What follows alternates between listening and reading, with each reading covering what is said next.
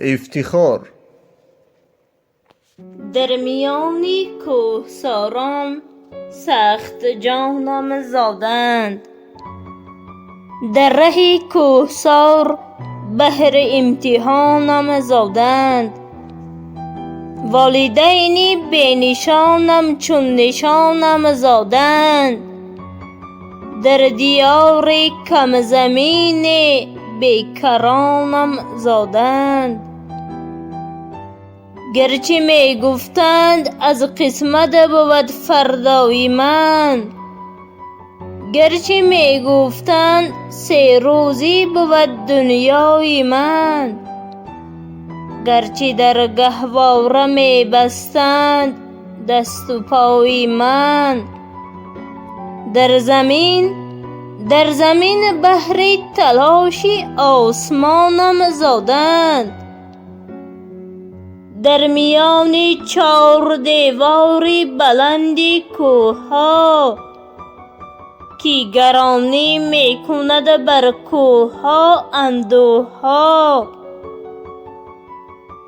در ردیف قله‌های پاسبان روح‌ها،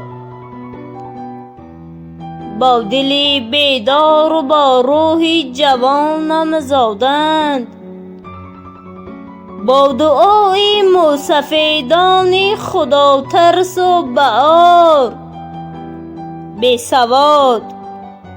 سواد اما سواد آموزی صد آموزگار، با شرافت های کمپیرهای نیم جان جان نثار، بهر حالا بهر فردای زمانم زادند.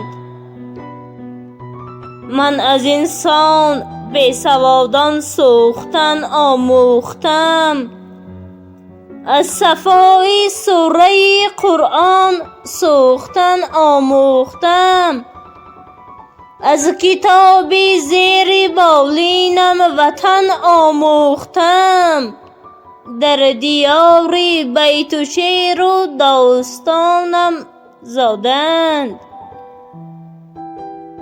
گرچه در بزم بزرگان کودکی گهوارم، با همه کم ظرفی خود جزو این سیارم، شاعرم یا عاشقم، میخواره یا غمخوارم، هر کی هم باشم به قصد دشمنانم زادند.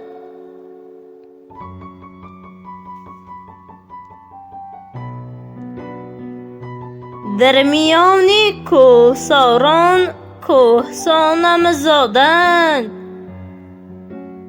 با غرور قله ها هم آشیانم زادند. در کنار چشمه بحر دمانم زادند. در ده خورده برای 100 جهانم زادند.